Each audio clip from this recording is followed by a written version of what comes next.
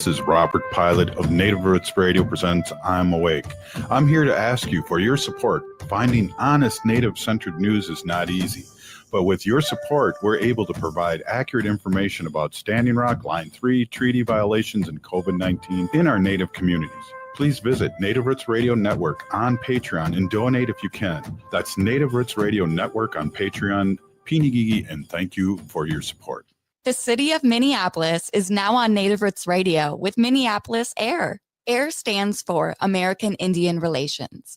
Guest host Christine McDonald talks to people about important things affecting the city's Native communities. Minneapolis AIR dives into topics like public safety, public health, elections, and so much more. Tune in to Minneapolis AIR on Native Roots Radio from 5 to 6 p.m. on the second Wednesday of every month, right here on AM 950. Your heart beats for generations. Your heart is so many things. It beats all the time, and it works very hard to keep you moving through your day, keeping your thoughts clear. It's the most important organ in your body. Every beat of your heart tells a story of love, resilience, and hope. Taking care of your heart means creating more moments with the ones you cherish. Learn more at hennepin.us/heart-beats. That's hennepin.us/heart-beats. Support for Native Roots Radio comes from the Walker Arts Center, an art space that's more than the spoon and cherry.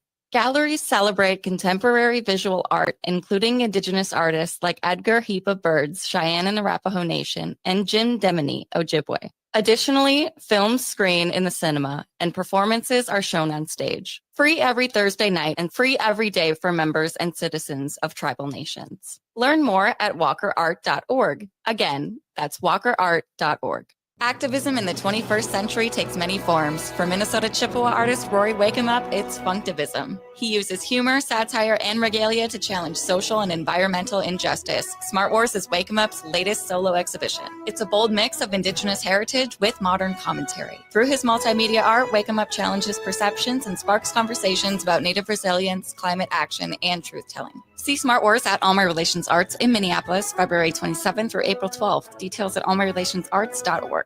With a look at your AM 950 weather, I'm Patrick Willia. Rain expected tonight with a low of 37, then Wednesday cloudy with a high of 46. While Maverick's Real Roast Beef is known for their namesake sandwiches, don't miss out on all the other great selections like crispy chicken, brisket, and fish. Mavericks is located in Roseville on Lexington Avenue, a mile south of Highway 36. Visit their website at mavericksbeef.com. Portions of Native Roots Radio may be pre-recorded. It's a good day to be Indigenous. Get up, stand up. They are going to become more brutal. Couldn't cut, any cut again. Because all the hippies were trying to be Indians anyway. They're going to become more repressive because it's a matter of dollars and their illusionary concepts of power. Hey, Victor. We must live in balance with the earth. And also with recent happenings at Wounded Knee. I am awake. Welcome to Native Roots Radio presents I'm Awake, and I'm your host, Wakanja Hade. Hey, Kadagi to all my friends and relatives in four directions. You are listening to Native Roots Radio presents I'm Awake, and I'm your host, Robert Pilot. Hey, we discuss local, national, Native news and events. And as you know, Chujunk, Native issues are human issues, and human issues are Native issues. Yes, you are right, Dega. And this portion of the show is supported by Native American Community Clinic on Franklin Avenue in Minneapolis, honoring health and tradition. Hey, I just want to introduce myself in a good way. And I don't know, Haley, if you want it too, but I'm going to do it too. I'm just going to say, Ahu, hey, Ho Chunk Raja, Wakuncha Hade, Hinga Dana. I just said my name's, I'm Ho Chunk and my name's Distant Thunder. Oh, I love that, Dega. That was very cool. Yeah, hi everyone. Hey nan, Shekarigi we, Hochang Raja, Chasha Pe Wangawe Ning King Day. And yeah, I say greetings to you all. My Hochang name are that they call me is Little Eagle Princess. Yes, and underline the princess. Oh, yeah. At least that's what I hear. Hey, so we got a big show going on today. We have Ruth Anna Buffalo coming on in a little bit. And then we have, who else do we have here? Yeah, we got Deacon DeBoer coming back on, who is with the Minnesota Historical Society and Native American Initiatives. Going to be subbing in for our friend Rita Walzek-Arndt, who Yeah. is in New York, one of your favorite places, Robert. Absolutely. Have you been to New York? Just once. It was for like a quick 24-hour trip, and we did most of the sightseeing. Yeah, all in the 24 hours. That's crazy. Yeah, we went to the top of the Empire State Building, you know, where you get to go outside and they have the big fence up. Mm-hmm. Yeah, I've been there a couple pretty times. windy. Been there a couple times. I love it up there. Yeah, that's cool as heck. Hey, I sent you something that I'm trying to find it right now real quick here. I sent you something, must have been through, yeah, there it is.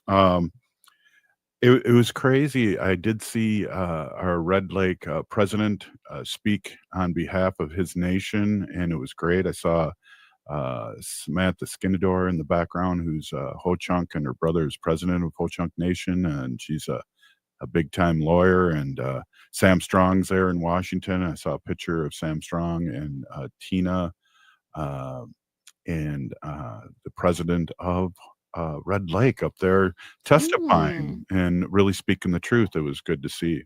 That's awesome. Yeah, thank you for being out there in Washington and providing a seat at the table for us in our community. Speaking of Washington, Ruth Anna Buffalo, who's how do you say, she is known in Washington and has friends in Washington, so it's a good segue. Ruth Anna Buffalo, welcome to Native Roots Radio. Oh no. Oh no. Oh no. Well, we can. Oh, there she is. Hey, Ruth. Oh, Hi. wow. Hey, Hey. Ruth Anna. Oh, no. Oh, now you're. Oh, there you are. Hey, welcome. Hi. Well, we were only knowing because yesterday we had a kind of a gaffe going on, so we thought maybe that was happening again. We didn't know that you were busy working and jumping in on this. We appreciate you, Ruth Anna Buffalo, President and CEO of Minnesota Indian Women's Resource Center. Thank you so much for coming on. And looks like you got new glasses. Very cool. Thank you. Yep, new glasses. Right on. Hey, lot going on. What's going on? Maybe we can talk a little bit quick about what Sure. what are things going on at Minnesota Indian Women's Resource Center. Sure. Today we just hosted our first Resource Connect. It'll be every Tuesdays from 9 to 3 in the community room. This is, again, assisting with the community-led efforts for our unsheltered and getting connected to resources, including housing. So that'll be every Tuesday, 9 to 3 in the community room at MIWRC. We're calling it Resource Connect. There will be meals provided as well, breakfast and lunch. And so that was today. First one, and then it'll be every Tuesday. And then let's see, we have Thursday, the Eagle Feather case making event that has been highly anticipated. That's Thursday. Registration is full. And then that is being in partnership with Juanita. And then on Friday, we have our family night in the evening. And then in the afternoon, we have our Native survivor support group. That's pretty awesome. Both events are pretty amazing, have a meal provided. And then on Monday, we have our monthly caregiver support group, which is mainly grandmas that show up, grandmas taking care of their grandchildren. And that is Monday in the community room from 10 a.m. to 2 p.m., I believe. Wow. And so, yeah, that's kind of some of the things happening right now. Just cool to hear that there's an organization that's been around for 40 years. It's been doing this for the community this long. It's just so great for us to be able to amplify that and know about what's going on too, because I'd like to get one of those little make one of those little things for all the eagle feathers I have here. Oh, Yeah, for sure. It's a popular event. We also have a medicine bag making on deck for next month. So there's lots of different events, regular scheduled programming with some new program, new programming on the way as well. So be on the lookout for some new programming in partnership with our community members. So yeah, just really wanting to uplift and amplify amazing community workers, community members who have been doing the work, all along, and we're just here to help continue strengthen the partnership. Yeah, that you are doing. And I see there's a picture of, looks like somebody in the background basketball. I'm wondering, are you able to get out and take some shots during, we talked about that last week, to get the blood flowing and things like that? Free throws? Yes, for sure. I had one of my old independent ball buddies. She used to play rugby for KU. Yosh, she's a trio director at Haskell Indian Nations University. We used to play on some traveling teams together, but she reached out the other day and was like, so, first of all, like thanked me for like reaching out and checking on her during last week's news of all the layoffs and things. And so she first thanked me for that, and then was like, so you've been playing any ball lately? And so I'm like, yeah, first time in like 10 years since I was last in Kansas, but yeah, my son has a game tonight. He's a high school senior. He's playing in Rogers, so we're going to be heading up there. And then really thankful for the different community-led efforts here in the Twin Cities area with the Red Bears. Our twins are a part of the 11U team, and so they practice. They have practice when they can. They attend the practices because they are also committed prior commitments with the team here in the area that we reside in. But yeah, we were at the park board last Wednesday to show support for the Red Bear team. And there's going to be more support needed for a future park board meeting on March 5th. So if you can continue to show up and support the Red Bear team, they do such amazing work. And it really is important to have, the Red Bear team stay together. We've seen the impacts that it has on our Native youth, even on our twins. Our twins have improved a great deal in their basketball game and are more connected to the Native community, have made friends and gone to their friends' houses, or other college basketball games as a result of being a part of the Red Bear team. So it's just a really amazing thing, and it's not unfamiliar to us in Indian country, but out here and off the res in the urban cities, it's needed even more so. So Madzigidads, thank you. Hey, we're going to talk a little bit more about that in the next segment. I'd like to dig a little deeper on that, Ruth Anna, if you don't mind. Yeah, no problem. Excellent. Hey, right on. Hey, this is Native Roots Radio. I'm Awake, and I'm here with Haley and Ruth Anna Buffalo, and we'll be right back after this short break. Stay with us. In a galaxy not so far away, the battle for truth rages on. Smart Wars is a solo exhibition by Rory Wakemup, a Minnesota Chippewa artist who flips the script on Star Wars using humor and regalia. Wakemup challenges colonial narratives and reclaims indigenous values of balance, resilience, and environmental activism. This exhibition runs February 27th through April 5th at All My Relations Arts in Minneapolis. More information at allmyrelationsarts.org. Do you have a vehicle you no longer need? Are you a little cash strapped? Rudy Luther Toyota will pay you for your used vehicle. It's really simple. Head to rudyluthertoyota.com, answer a few simple questions, and Rudy Luther Toyota will get you an instant offer. Then they will set up an appointment, and after a quick verification, they will handle all the paperwork and coordinate getting you your check. It's that simple. It's a fast way for you to get rid of the vehicle you no longer need, putting money in your hands. For more information, head to rudyluthertoyota.com. That's rudyluthertoyota.com.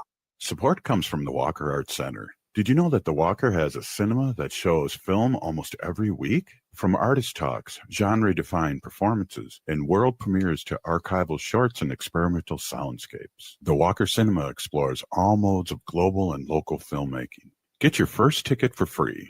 Visit walkerart.org/cinema to learn more. See you at the movies. walkerart.org/cinema to learn more. Native history in Minnesota is diverse and rich. Indigenous people have dwelled here for thousands of years and continue to live here today.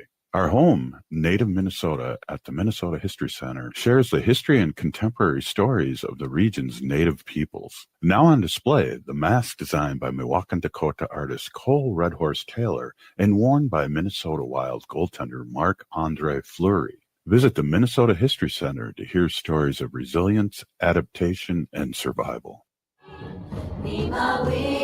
Oh, this is Dallas Goldtooth, and you're listening to the Native Roots Radio. Hoka, hicha, wecha. Welcome back to Native Roots Radio presents I'm Awake, and this is Robert Pilot. This portion of the show is supported by the Minnesota Indian Women's Sexual Assault Coalition. Hey, we are here with our friend Ruth Anna Buffalo, who's president and CEO of Minnesota Indian Women's Resource Center here in the Twin Cities, Minneapolis. And we were talking at the end of the last segment a little bit about the basketball situation here in the Parks and Recs board, and we need to support our young ones. Can you tell our audience basically what's going on? Yeah, the park board, Minneapolis Park Board, is changing the registration guidelines, criteria to where the Red Bear team cannot stay together, and there's other teams too.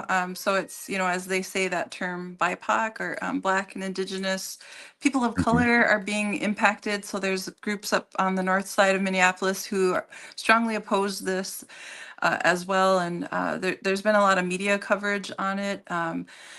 Like in the Star Tribune and the Minneapolis Park Board has been quoted as saying like there's no basically translation of like no disenfranchisement is happening here of communities of color, and that their streamlining of this process is not disadvantageous to anybody, but it really is just kind of a repeat, of unfortunately poor policies and bad behavior that is not helpful to our communities.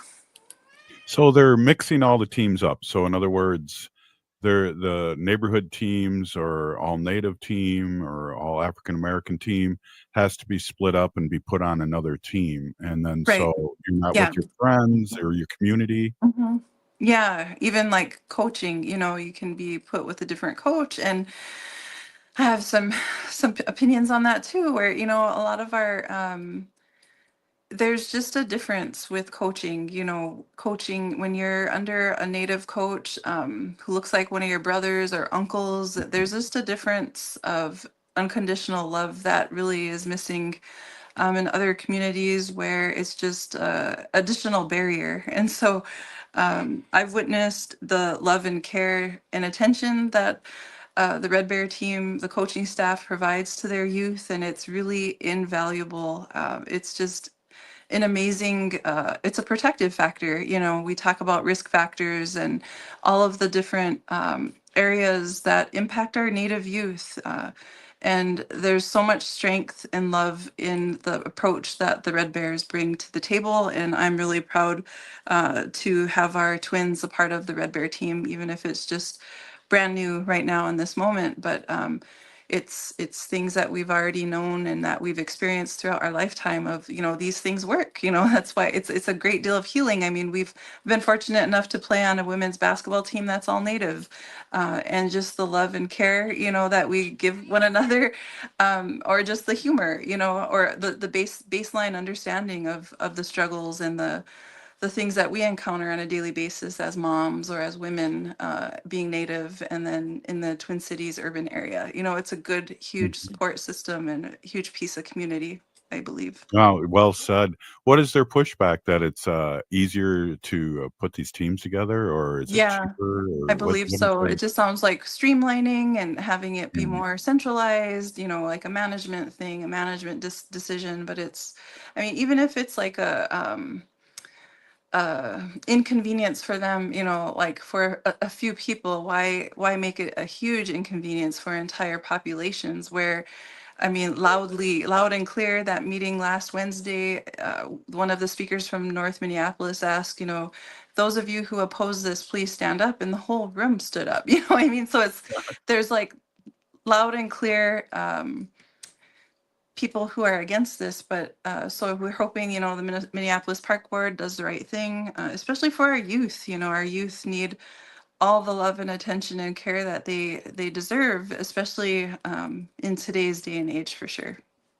Absolutely. So it's almost again a thing that I always talk about is erasure, and coming and melting us in and not respecting our indigeny, if that's a word. Agree. And I just think back to like certain times throughout my lifetime where I've experienced things. I mean, even being on like a college basketball team where, one of my friends, teammates and we joked a lot, laughed a lot. We were native, but the coach chose to like split us up. I mean, it's just kind of like, I don't know if people are aware of of their behavior, those blind spots of like trying to, can't think of the word right now, but you kind of get what I'm saying, where it's just, Absolutely. yeah, it's uncalled for. And I just think it's like, kind of like, what are they afraid of? What are they scared of? Why not be proud of keeping, supporting, teams that want to be together, let them stay together. If it's working, leave it, it's just, it just seems Well, like there's a big disconnect for sure, but I'm new yeah, here, especially so that's my disclaimer. well, especially when the person asked everyone to stand up. I see your cats wants to get in, and maybe we can do a sacred animal portion too. Yeah, it's my daughter's cat. She's super clingy. She's Aw. yeah, Panda. It's her name. She's really Wow. pretty. Wow. People that aren't watching this on Facebook or YouTube or Blue Sky, you're missing out. That's a cute cat.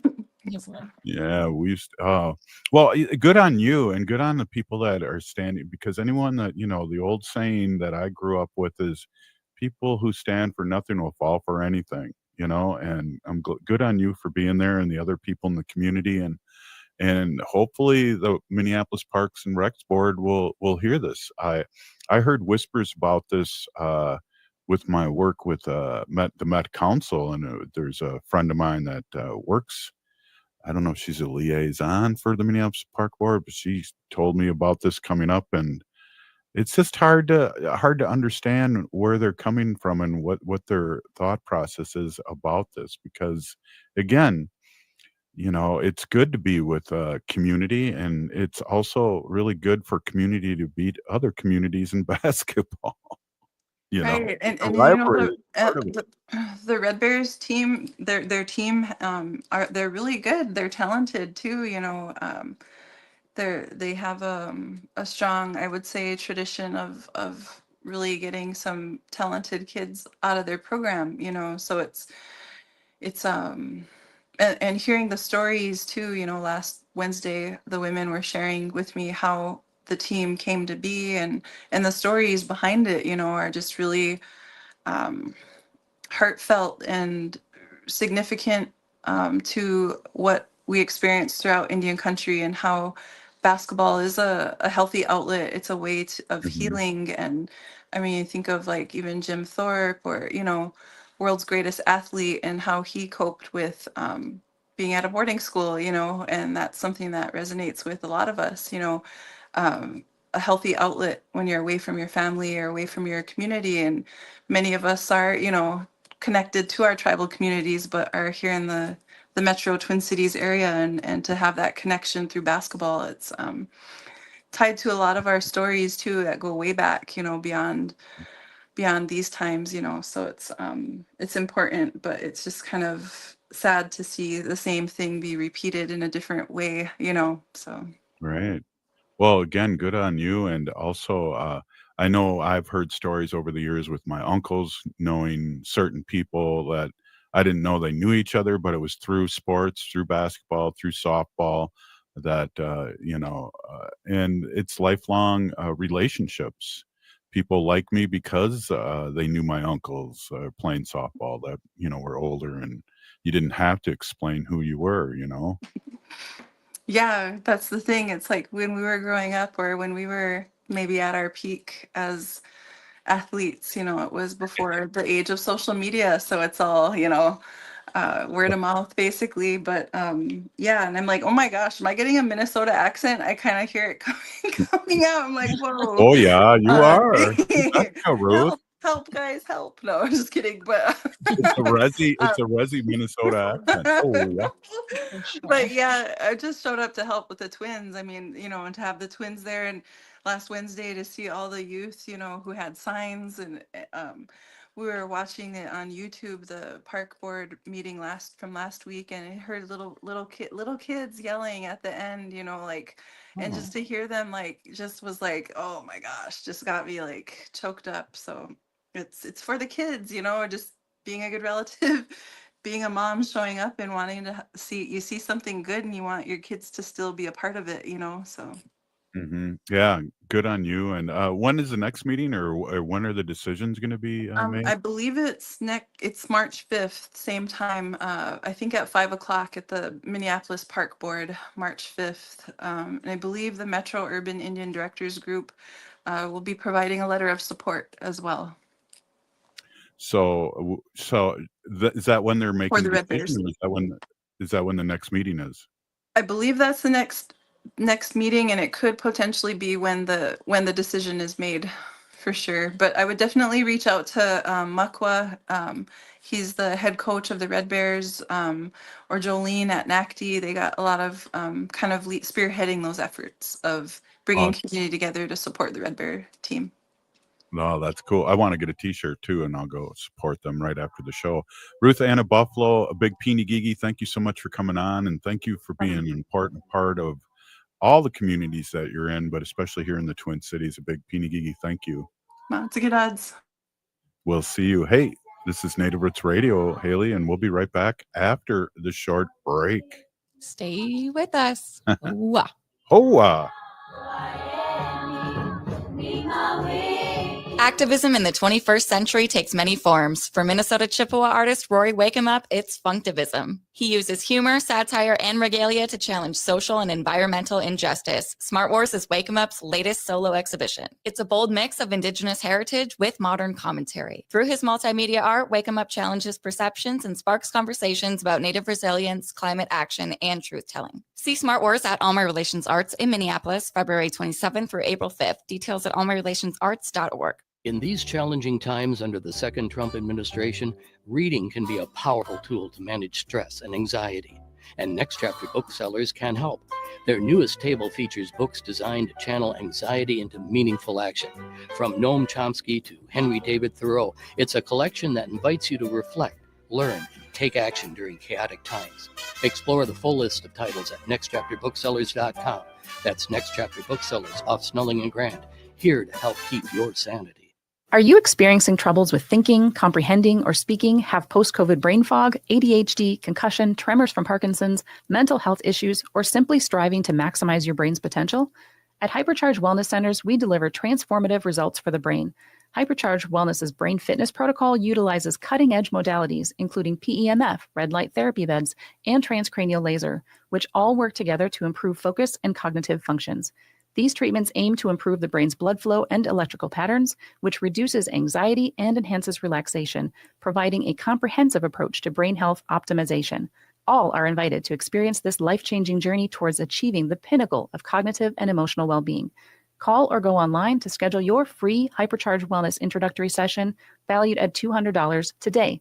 This is your opportunity to feel the difference for yourself. No matter where you are in the Twin Cities, there is a convenient location near you.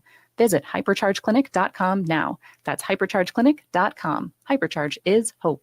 Progressive change doesn't just happen. It takes dedication and a lot of hard work. 25 years ago, the DataBank pioneered a new generation of software tools for progressive organizations here in Minnesota. Since then, thousands of organizations have used the DataBank to create progressive change. Today, the DataBank continues to help progressive organizations like AM 950. To have the DataBank help your organization build capacity and create more change, text CHANGE to 612-540-0500 or go to thedatabank.com. The DataBank, a quarter century of dedication and hard work for progressive organizations. The city of Minneapolis is now on Native Roots Radio with Minneapolis AIR. AIR stands for American Indian Relations. Guest host Christine McDonald talks to people about important things affecting the city's Native communities. Minneapolis Air dives into topics like public safety, public health, elections, and so much more.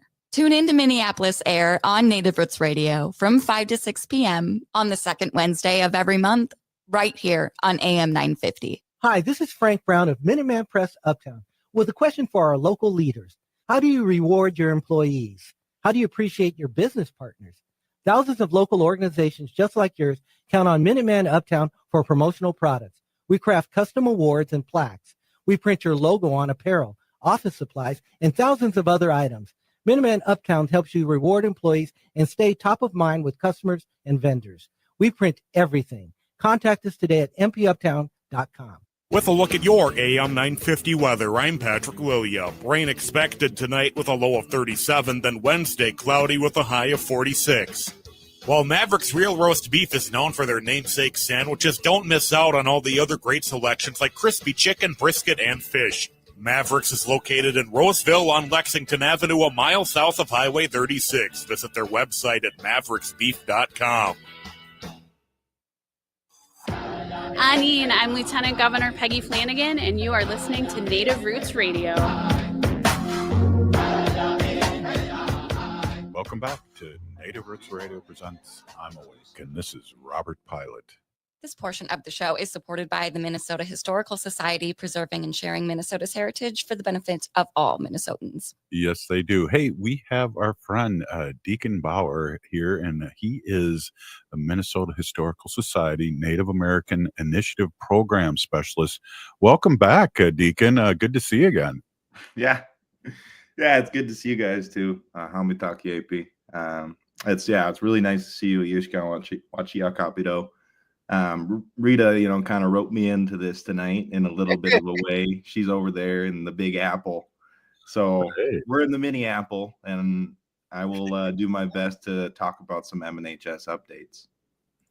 Right on. Well, geez, it's great to have you back again. And can you remind listeners what your role is and where you work and a little bit about yourself? Yeah, so I work at the Minnesota Historical Society in the Native American Initiatives Department. We do multifaceted work within that department, as Rita has highlighted in past episodes. But for me, my work is really core to cultural resource stewardship or cultural resource management, as it's coined in some other areas. Most likely academia is where you would hear that. But cultural resource stewardship for MNHS looks like a lot of different things. For us, it's applications of traditional ecological knowledges to the landscape for our 26 different sites. We have both those 26 sites plus our partnership sites and our mound sites. Those are our priorities for our Native American Initiatives Department and our work that we do. And then other than that, we also support all of our other programs. One of our programs that's going on right now for me that I'm facilitating is the Reconnecting Our Roots Native Teen Program. So cool. I'm very excited about that. Yeah, talk a little bit about the I don't know if that is that the Museum Fellowship or is that something different? That's a little bit different. So, very different. Two different programs. So the Native American Museum Fellowship is going to be coming up here in the summer. The priority deadline for the application is going to be March 21st. So it's actually coming up here just in less than a month. We have the flyer actually that I shared with Haley. So we can pop that out and we'll be sharing that out with local schools, universities, tribal colleges, but also communities, because we have a new portion that's being added to this session of the Native American Museum Fellowship, because you might notice that it used to be called the Native American Undergraduate Museum Fellowship, which originally, it was really key to undergrads, folks that are in the university field, rooted in academia, and wanting to get their toes into the field of museology and understand the resources of MNHS. But now, we're kind of retooling that, and we want to address our community relationships, the relationships that we have both in state and out of state, throughout the Ocheti Shakwe and Ojibwe communities, Ho-Chunk. It's really it's paramount for us to have one of those, more than one, those folks involved in this program. So that's going to be known as a community scholar going forward that will be a part of that program. So this application is not only for undergrads now, it is for all that want to be involved. Awesome. What would they learn? Would they learn where the secret mounds are that nobody knows where they are, or what what would they learn doing this program? No. We do have a cultural resource stewardship portion that will be working with us in our archaeology department in thinking about care and stewardship in line with that traditional ecological knowledge perspective, but also from our state statutes and working in consultation with our THPOs, our tribal historical preservation officers throughout the state. So that would be an internship that'd be a part of this program. So it's a 10-week program that has internships that are rooted in what the students what they want to do. So we have a few different internships that are open, and they can check those out. But for a few examples would be the one that I just mentioned in cultural resource stewardship, but then you could also do one rooted in collections. You may be doing something along the lines of inventory work, collections management systems. You could also do library work. You could work with the archaeology department and do even more hands-on soil probing. We've had people do that in the past. You could also work with our department directly, doing research and some narrative construction, which that is a very heavily tasking thing right now with our Northern Lights textbook that's being revised, and then also our signage that's being updated at almost throughout our sites network. Wow. Lot going on, Deacon. Jeez, that's amazing. I had no idea, really. That's amazing. So somebody that maybe is Ho-Chunk would like to know what was going on down maybe down by Mankato Way or Blue Earth Way, and what was happening there. I know there's a book that the Minnesota Historical Society just published this year, Banished, that's gotten a lot of raves and reviews and a lot of sales too. And so that's just part of what Minnesota, you guys do down there at the History Center and the Historical Center. Yeah, that's a good idea. I need to add that book to our Native. We have an employee resource group for our Native community at MNHS, and I should add that book to our book club. We just got done reading The Serviceberry by Robin Kimmerer. Wow. And then our friend too, Sandy Whitehawk, she just published 2 through you guys last year and did really well with her life story. And I know there was a documentary a few years ago called Blood Memory that she was in, and this is her whole life story, and it was really interesting read. And that if you don't have that one on there, that might be a good one too, Deacon. Yep, these are all great ideas. I appreciate it much, Robert. Yeah, no problem. Yeah, I'm a big picture guy, and Haley is details. Thanks, Haley. Yeah, you're welcome. Kimmerer is also the author that wrote Braiding Sweetgrass, right? Mm-hmm. That's a really popular one too. I remember when I was taking my American Indian Study courses at the University of Minnesota Twin Cities, Braiding Sweetgrass was one of the books that they gave to us to read. And I still know people reading it today. I know book clubs that are introducing it. So it's a big hit, Braiding Sweetgrass. Well, that's cool that they gave it to you, because I had to pay a lot of money for my books when I went to the U. Oh, yeah. They gave us braided sweetgrass too with each book. So that was really cool. That is very nice. Yeah, the reciprocal relationships that she defines really in that book. I mean, in her own opinion, but I think in a lot of our own Lifeways opinions and how we would kind of reciprocate into our own lives. That book kind of sounds off very well for us. And when I say us, as in our cultural resource stewardship division that we're trying to build up, a lot of those teachings and lessons that she gives throughout her, both the Serviceberry book and Braiding Sweetgrass, is something that, you know, we would like to add into our repertoire in terms of how we work. Well, you know, what is the community scholars? You know, is that something different too, or how has that been added to the Native American Museum Fellowship? As in the community scholars edition? Yeah. So with the community scholars, as kind of what I was trying to get at with the addition of going away from undergraduate, we are including all of community members. So before, it was really geared towards undergraduates that were in university, and it wasn't really open to community members in that right.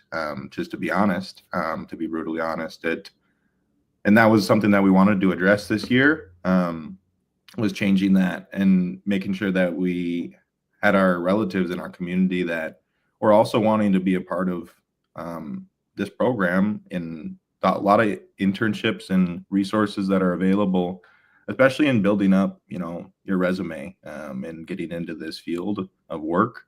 It's not necessarily always easy, especially in the world that we live in today. There's a lot of jobs that the History Center has that are actually pretty contested and not easy to get. I mean, you should see how many people apply for the jobs at the Historical Society. It's pretty vast.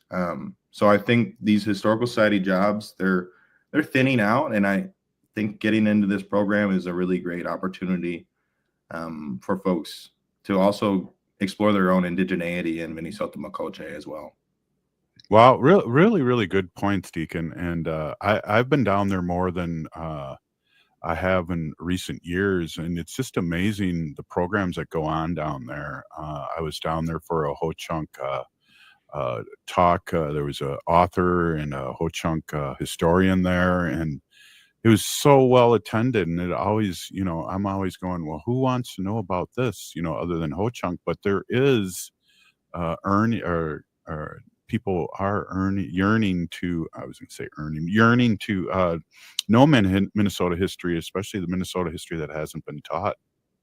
And if I could add something to that, yeah, I so agree with what you're saying, because we need Native folks in these spaces. Minnesota Historical Society has, you know, historically neglected that relationship. Just in the past, you know, 25, 30 years has that begun to change. Really, since 1989, when the Indian Advisory Committee was formed, is when relationships were started and builded. I don't want to elaborate on that too much, but that is really important for us Native folks to be in these spaces. Absolutely. Hey, Deacon, we got you for another portion here, another segment, and this is a really interesting talk. We're with Deacon DeBoer, and he's with the Minnesota Historical Society, and he's the Native American Initiative Program Specialist. And we're going to be right back. This is a really interesting talk, and I appreciate you, and we'll be right back. This is Native Roots Radio. Support for Native Roots Radio comes from the Walker Art Center, an art space that's more than the spoon and cherry. Galleries celebrate contemporary visual art, including Indigenous artists like Edgar Heap of Birds, Cheyenne and Arapaho Nation, and Jim Demini, Ojibwe. Additionally, films screen in the cinema, and performances are shown on stage. Free every Thursday night and free every day for members and citizens of tribal nations. Learn more at walkerart.org. Again, that's walkerart.org. Native history in Minnesota is diverse and rich. Indigenous people have dwelled here for thousands of years and continue to live here today.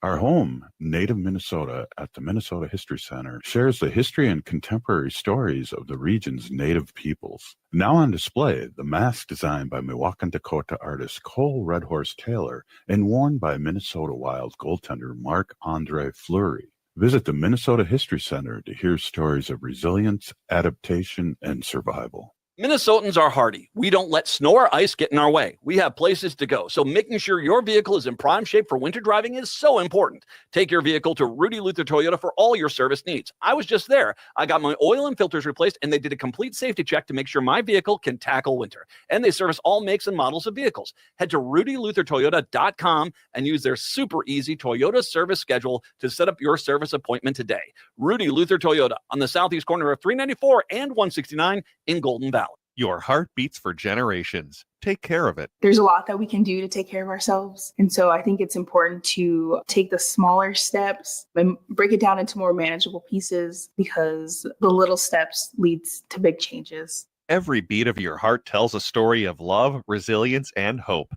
For Indigenous women, taking care of your heart means creating more moments with the ones you cherish. Let's protect that story. Learn more at hennepin.us/heart-beats. Hi, I'm Jane Fonda, and you're listening to Native Roots Radio. And we're back to Native Roots Radio presents I'm Awake, and this is Robert Pilot. In this portion of the show, we'd like to bring awareness to our Minnesota wolf population. Say no to the hunts. How? Oh! Woo. I'm here for the wolves. Wow, I'm here for the wolves too, but I just had a super phlegm ball shoot up out of nowhere, and that's not good when you're my age, Haley. No. Also, a big win last night for the Timberwolves. Yeah. I'll have to replay that and edit it out and replay it. Wow, geez. Hey, we are here with Deacon DeBoer, and we are having a really heavy-duty conversation. I really appreciate it. What else would you like our listeners to know? There's a few things about reconnecting our roots right now in terms of updates on the teen program. I briefly mentioned it earlier because it is currently going on. We're in the second week, or we just got done with the second week. We'll be going into the third week here now. It's every Thursday. It runs from 4 to 8. It's a kind of an after-school program in that, right? And going forward, we're going to be going to the Bell Museum this week. Last week was all about collections, and then we went to the library and archives and introduced this. We have 7 students, and we introduced them to the History Center and really Historical Society work. As I was just saying earlier, it's really multifaceted, especially as you go throughout the Historical Society. Not only in our department do we do a bunch of different things, but throughout library, archives, collections, there's a bunch of different jobs and a bunch of different opportunities and interests. So we explored those at the History Center. We had a meal, and we played a little bit of trivia as well, or rather, I guess, we went on went to the exhibits and answered some questions. We had some hard questions for them as they went around, and after that, we gave them some gifts. So it was a really great night. But going forward, we're going to go to the Bell Museum. We actually have a planetarium show with Dekshi Jim Rock that he's prepared with the Bell there. It's going to be something new that I think a lot of people should look forward to going forward. I know they have an Ojibwe planetarium show as well. So I guess a little plug there for about Bell Museum that I don't know too much about, but looking forward to how they explore that going forward. And we'll also be viewing their exhibits and collections. And then we'll also be going to the James J. Hill House, which a lot of people are kind of like, why would you bring you're reconnecting our roots group to James J. Hill House, which that's really core to talking about the narratives that live there in terms of hypercapitalism versus a gift economy. And we also are going to have Madge Ducheneau come and do storytelling, and Fern Cloud come and do a hide painting workshop. So we're really excited for that night. And we'll also be going to the Mill City Museum. And you might wonder why the Mill City Museum. One is they have a kitchen, because we're going to be doing a food sovereignty demo with Derek Nicholas of Wiesenig. And then also, I really like that spot because of its presence towards Awamity Omni. And there's a lot of story there that we can touch on for those students.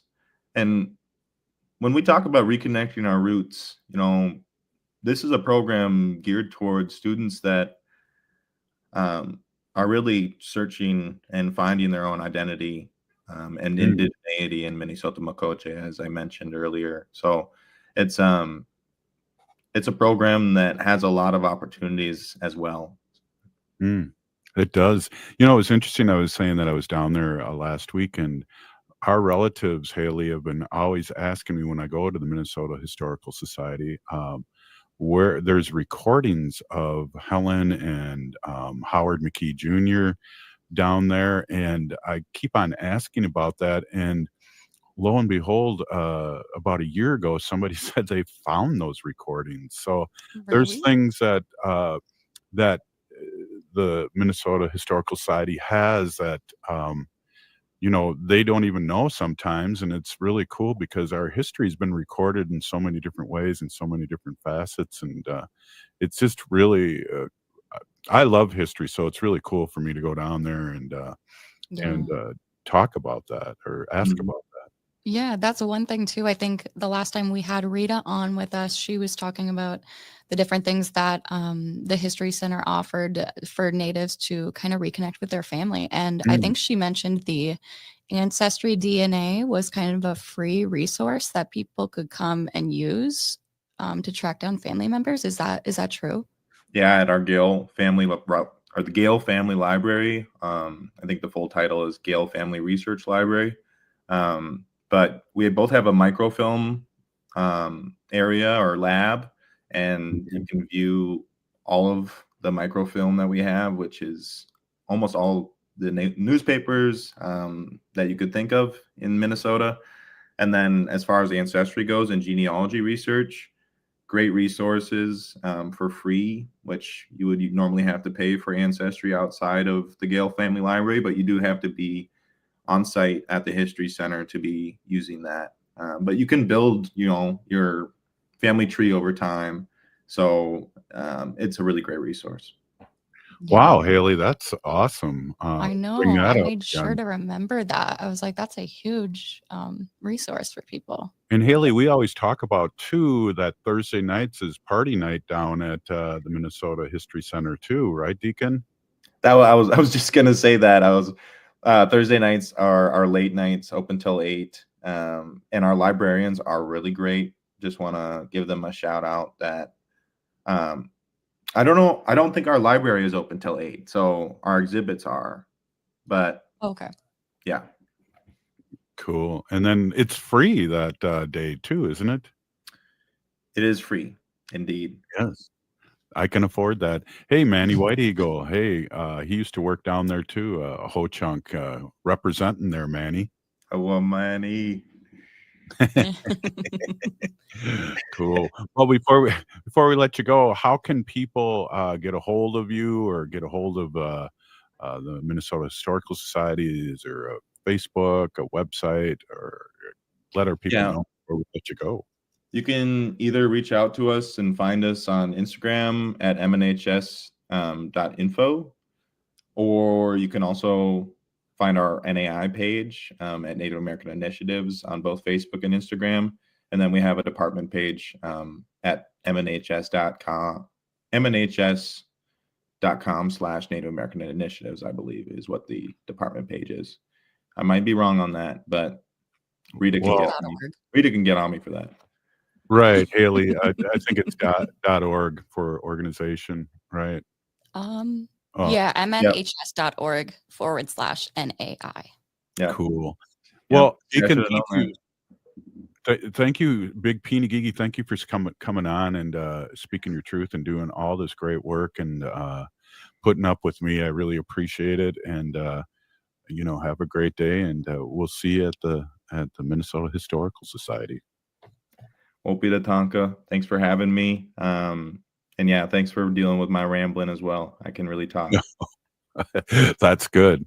That's good. That makes a good radio show, Deacon. Thank you. Peeny Geeky Deacon. Yeah, right on. Have a Wow. good rest of your night. Yeah, you too. Thanks. Wow, that was awesome, Haley. A good question. I forgot about that. That's really good information. It's Yeah. always great to have somebody from down there. And I say down there because I'm, close to Minneapolis, so I look down towards St. Paul. Yeah. Well, the Minnesota History Center is, I believe, off Kellogg in St. Paul. So look that up on your GPS. That's right. That's right. Hey, great show, great producer.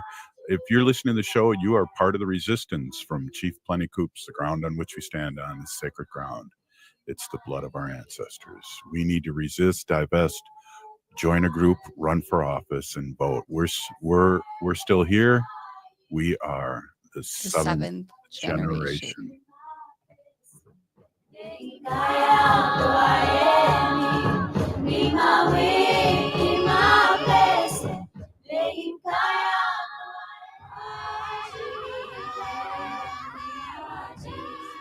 Your heart beats for